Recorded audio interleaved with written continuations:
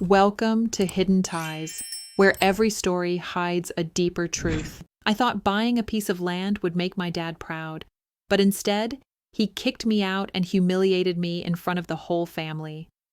Years later, though, that same plot became my ticket to revenge, and when my father saw what it had turned into, he was speechless.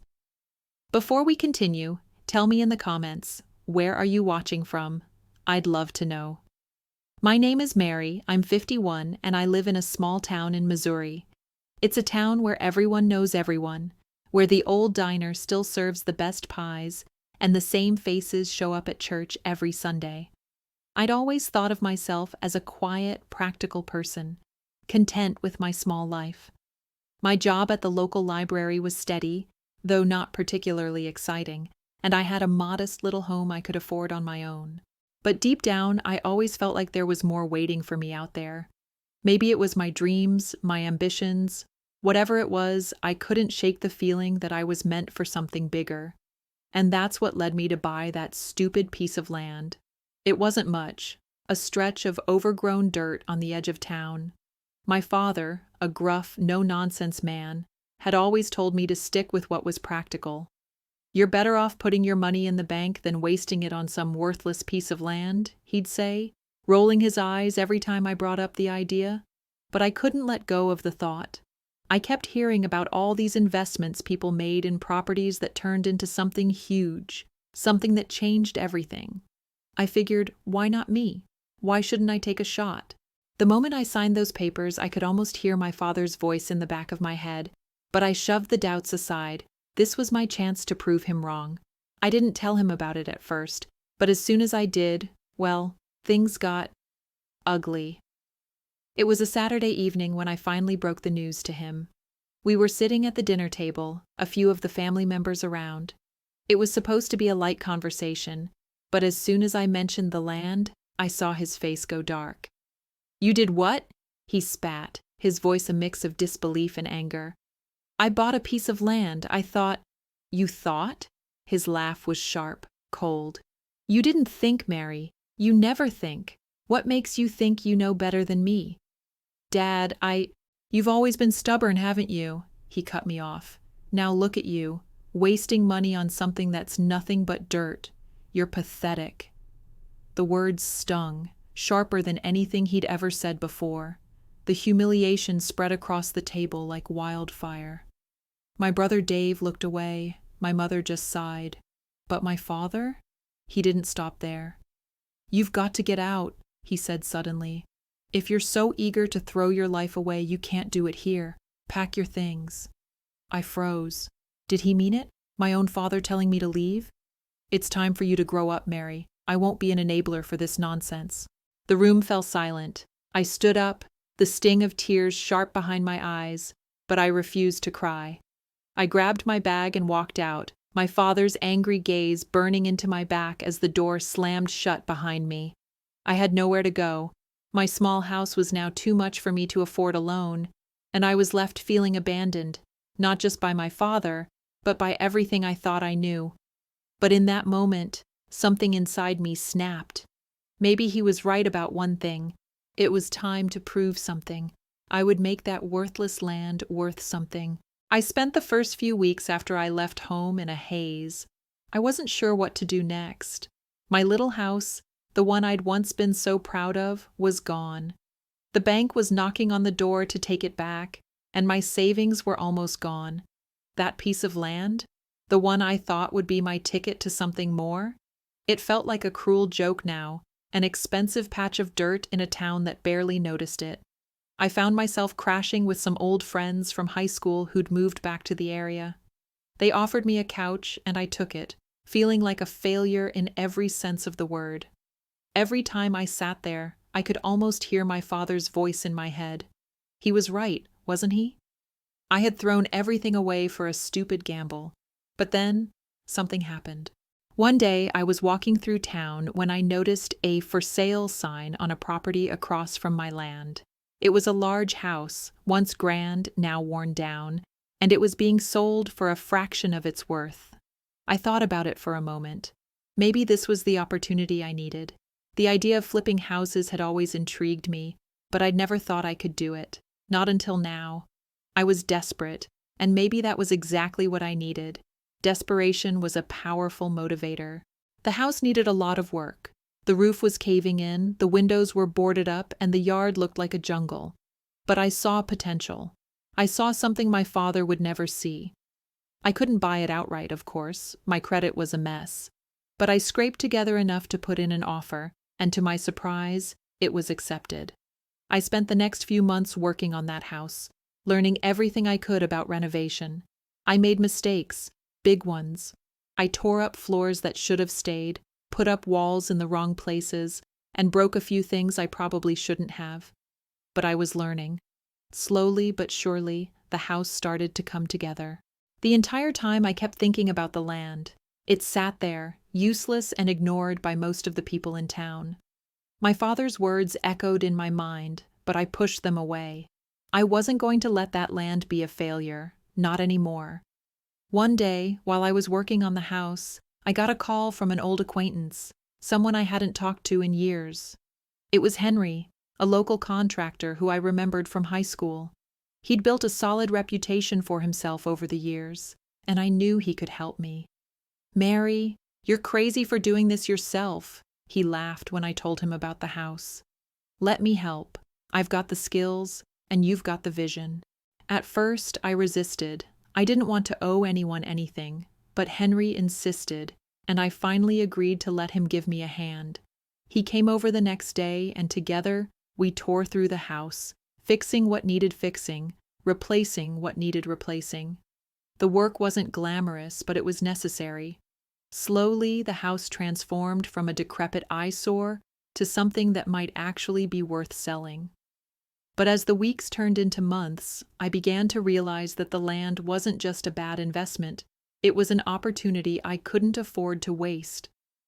I spent every free moment I had on that plot, clearing the overgrown brush, leveling the ground, and thinking about how I could use it. I talked to Henry about it one night, over a few beers in the backyard. "You know," he said, staring out at the land, "you've got the foundation here. It's not worthless. Not if you build something on it. People are always looking for space around here." I didn't know what I was going to build yet, but I was starting to believe in the idea. The idea that the land could be more than just a forgotten corner of town. I had a hunch, no, a feeling, that something big could happen if I just gave it time. Then, one evening, I got a letter from my father. It was a small, simple envelope, and the handwriting on the front was unmistakable. My heart skipped a beat as I tore it open. "Mary," the letter began, "I heard about what you've been doing with that land. I have to admit I was wrong. I've seen what you've accomplished with that house, and maybe there's more to you than I gave you credit for. I'd like to talk." I stared at the words, unable to move. Was he serious? My father had never admitted he was wrong. Never. But here he was, asking to talk. I put the letter down, my hands shaking. This wasn't just about proving him wrong anymore. It was about something bigger, something that could change everything. I didn't know whether to be excited or terrified when I read my father's letter. I'd been living in a fog of self-doubt for so long, questioning every decision I made, every move I took. I hadn't spoken to him since the night he kicked me out, and that sting had never gone away. But now, he was asking to talk? After everything? I didn't know what I expected, maybe an apology, but that was a pipe dream. I didn't waste time thinking about it too much. I stuffed the letter into my coat pocket and got back to work on the house. I wasn't going to let anything derail me now, not when I was so close. The house was almost finished, and the land, it wasn't just land anymore. It had become something else to me. It was the symbol of everything I'd fought through in the last couple of years, the blood, sweat, and tears I'd put into proving to myself, and to him, that I could make something of my life. Still, the thought of meeting him again sent a ripple of anxiety through my chest. I didn't know what I was expecting, but I felt like something huge was about to happen. The day came when I drove over to his house. It felt strange, like stepping into an old dream I hadn't wanted to revisit. His place was a modest farmhouse at the edge of town. It hadn't changed much in the years I'd been gone. The porch was still creaky, the front yard still lined with overgrown bushes. But when I knocked on the door, I felt that rush of dread and hope collide in my chest. My father answered. His face, as always, was hard and unreadable, but there was something in his eyes, something different. He stepped aside to let me in without a word, and I followed him into the living room, where we both sat down in uncomfortable silence. "You've done well with the house," he said finally, breaking the quiet. "I'll give you that." It wasn't an apology, but it was something. "Thanks," I said, my voice barely above a whisper. I wasn't sure what to say. The years of bitterness and anger between us weren't something you could just wipe away with a few words. "I was wrong," he continued, his tone reluctant, like admitting that was a struggle for him. "That land you bought, turns out you weren't as crazy as I thought. I should have supported you from the start." I didn't know how to respond. My father, admitting he was wrong? It felt surreal, almost like he was a different person. I wanted to be angry, to lash out, to make him feel the weight of all the years of neglect, but I swallowed the words. The past was gone, and the future was what mattered now. "I don't need your support now," I said quietly. "I've made my own way. I'm still working on that land, and I think it's going to be something big." He raised an eyebrow. "What do you mean, big?" I leaned forward. This was the moment. I wasn't just telling him about the land. I was telling him that I was no longer the girl he could push around. "I'm going to turn it into a community space," I said. "A place for people to come together, somewhere they can plant their own roots, whether it's for a garden, a small business, or just a place to gather. It's not just land. It's the foundation for something that can change everything around here." For the first time in years, my father looked at me like he was actually seeing me. I could tell he was processing what I was saying, but he wasn't ready to fully admit it yet. "That's a big dream, Mary," he said, his voice low. "But what makes you think people will come to a place like that?" I leaned back in my chair, feeling the weight of his doubts settle around me. But this time, I didn't flinch. I've seen how people here need something more than just the usual. People are struggling, and they're looking for ways to make something of themselves. This land is more than just dirt. It's a chance for people to build something, and I'm going to help them do it. I could see him wrestle with it in his mind, but slowly, that familiar stubbornness of his seemed to soften. "I still don't like you buying that land," he muttered, almost to himself, "but I can't say I don't respect what you're doing." The words hit me like a punch to the gut. He respected me. That was the closest thing to an apology I would ever get from him, and for the first time in years, I realized something. I didn't need his approval. I had everything I needed to make this work on my own. The conversation shifted, and we spent the next hour talking about the land, about what I was planning. He offered a few suggestions here and there, but the truth was, it was too late for him to have any real say. I was already on my way. As I left his house that afternoon, the tension between us felt different.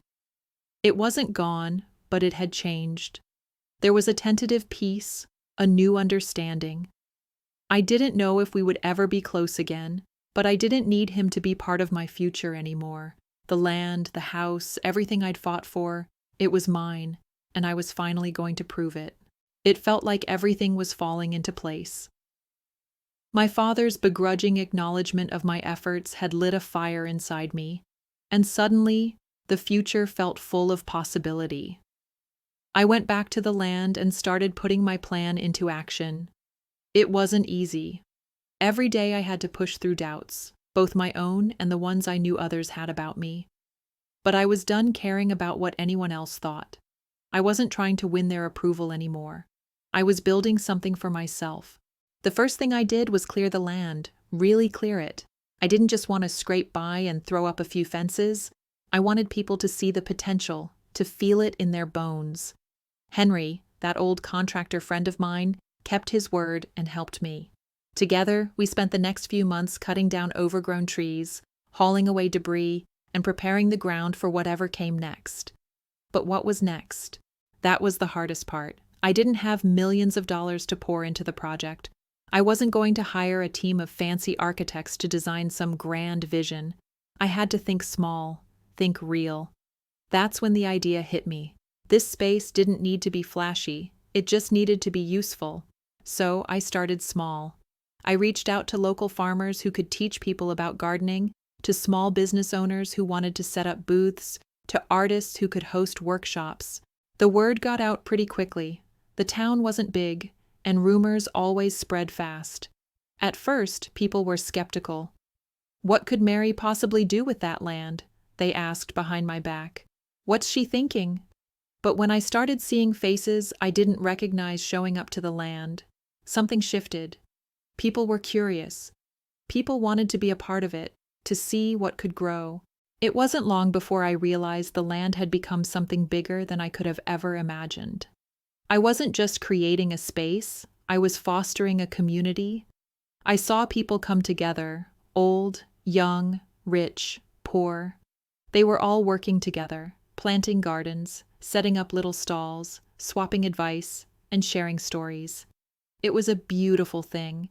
It felt like magic, something I'd been working toward without even knowing it. But then, the phone call came. It was from the real estate agent in town. I had barely spoken to him before, but I knew what he was calling about. "Mary," he said, his voice tight with urgency, "I've got some bad news. There's an offer on the land you've been working on, a big one. Someone wants to buy it for a lot of money. It could change everything for you." I almost dropped the phone. A lot of money? I couldn't even wrap my mind around the number he was mentioning. I had poured everything into that land, sweat, time, heart. The idea of selling it, of letting go of everything I'd worked for, made my stomach turn. But the money, it was hard to ignore. I met with the buyer the next day. His name was Charles Weaver, a businessman from out of town who owned half of the properties around us. He was smooth, well-dressed, and very persuasive. He told me that if I sold the land, he'd turn it into luxury condos, that it would bring more business to the area. His eyes sparkled as he spoke about the money, the growth, the future. "You'd be sitting pretty, Mary," he said, a smirk playing on his lips. "All it takes is a little vision, a little investment. You could be set for life." I felt a sharp sting in my chest. It wasn't just the offer. It was the way he looked at the land. He didn't see what I saw. He saw dollar signs. He saw a way to make a quick buck, tear everything down, and build something sterile, lifeless. It wasn't about the community I had worked so hard to create. It was about profit. I didn't want to sell. I didn't need to sell. But the money, so much money, it would solve every problem I had. It would mean financial freedom, no more struggling, no more fears. My father's voice echoed in my mind. "You've got to grow up, Mary. You can't keep wasting time on pipe dreams." I went home that night, staring at the land from my window. The thought of giving it up was suffocating. I paced the floor, thinking about all the people who had started to show up, all the lives I had begun to touch. Could I really just throw that away for some quick cash? Henry stopped by that evening, and I didn't waste any time telling him what had happened. "I don't know what to do," I confessed, sinking into the couch. "It's a lot of money, more than I've ever seen in my life." Henry looked at me for a long moment, his face thoughtful. Finally, he spoke. "Money's a powerful thing, Mary," he said quietly. "But you know what? It's not everything. What you're building here, it's real. People need this place. They need you." I stared at him, hearing the truth in his words. It wasn't about the money. It was about the people. It was about me finally standing up for myself, about creating something I could be proud of. I'd come too far to throw it all away for an easy way out. That night, I made my decision. I wasn't selling, not to Charles Weaver, not to anyone. I was going to keep building, keep growing, and prove that what I had started was worth more than any amount of money. The next day, I called Charles and turned down his offer. "You sure about this, Mary?" he asked, his voice a little less friendly now. "I'm sure," I said, my voice steady. "Thanks, but no thanks." And that was that. The days that followed my decision to turn down Charles Weaver's offer were a whirlwind. At first, I felt the weight of the world lift from my shoulders. It was a freeing feeling to stand my ground, to choose what was right over what was easy. But that freedom quickly turned into pressure. The weight was still there, heavier even. I had rejected the chance to sell, and with that came the responsibility to make this place succeed. There was no turning back now. As the weeks rolled on, I focused on growing what I'd started. The small businesses on the land started to thrive, and more people came. Farmers with fresh produce, craftsmen with their handmade goods, families looking for a place to relax. There was a rhythm to it now, a pulse that felt alive. For the first time in years, I believed in the future I was building. But just as things seemed to be going well, a storm came through, literally. The night it hit, the wind howled like a wild animal, and the rain came in sheets, hammering everything in its path. I rushed over to the land, hoping everything would be okay, but when I got there, I saw the damage. The community space I'd worked so hard to create, the gardens, the stalls, the little paths, I couldn't believe what I was seeing. The storm had torn through it all, leaving a mess of broken wood, overturned crates, and flooded fields. I sank to my knees in the mud, feeling like everything had just crumbled to nothing. I couldn't afford this. I couldn't rebuild from nothing again. Tears mixed with the rain as I stood there, staring at the devastation. Was this the universe telling me I was in over my head? I had no answers at that moment, but I didn't give up. I couldn't. The next day I showed up early, not even sure what I was doing, but I couldn't just walk away. Slowly, people came. One by one they appeared, offering help. Some had tools, others brought food and water. Henry was the first to show up, looking worn but determined.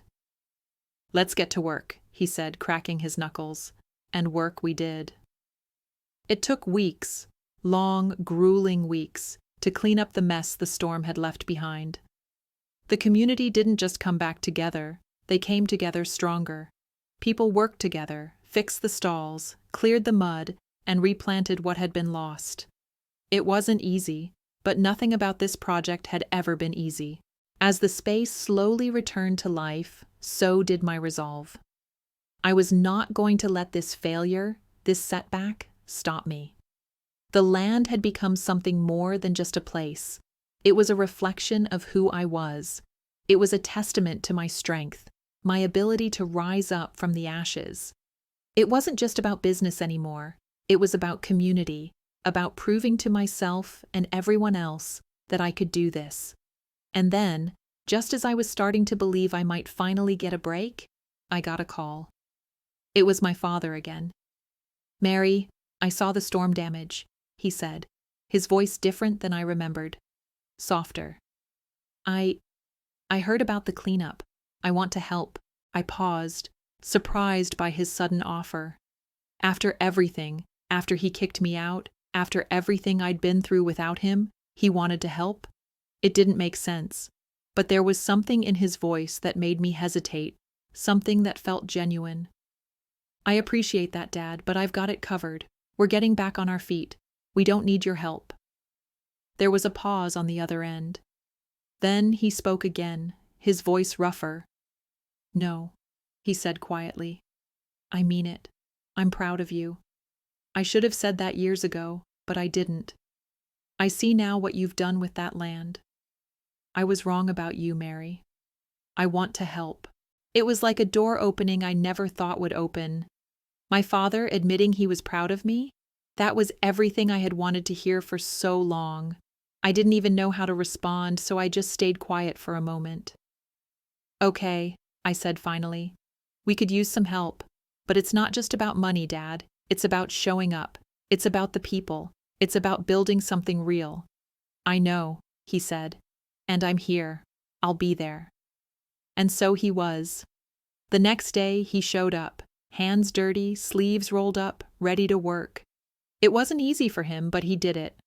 Slowly, over the weeks that followed, he came around more often, not just to help with the land, but to check in on me, to ask how I was doing. It wasn't perfect, but it was progress. And just when I thought I had everything under control, something else happened. My father's health started to decline. Little by little, he began showing signs of age. The man who had always been strong, always been the rock of our family, was fading. It wasn't something I wanted to face, but it was happening. And as I watched him struggle, I realized something. I wasn't just building this community for myself anymore. I was building it for him, too. In the final months, I found myself working side by side with him, learning things I never thought I would have to learn. As the land grew, so did my relationship with my father. We found a new way to connect, not through old grudges, but through the work we shared, through the space we were both helping to shape. One day, as we stood together on the land, watching the sun set over the small gardens we'd built, my father looked at me and smiled. "You were right," he said softly. "You were right about all of it." And that, for me, was the final victory. It wasn't the money. It wasn't the recognition. It wasn't even the success of the land itself. It was the fact that I had done it. I had built something real, something that mattered. I had done it on my own terms, and in doing so, I had earned something far more valuable than any piece of land or any amount of money: respect. From my father, from the people who had doubted me, and most importantly, from myself.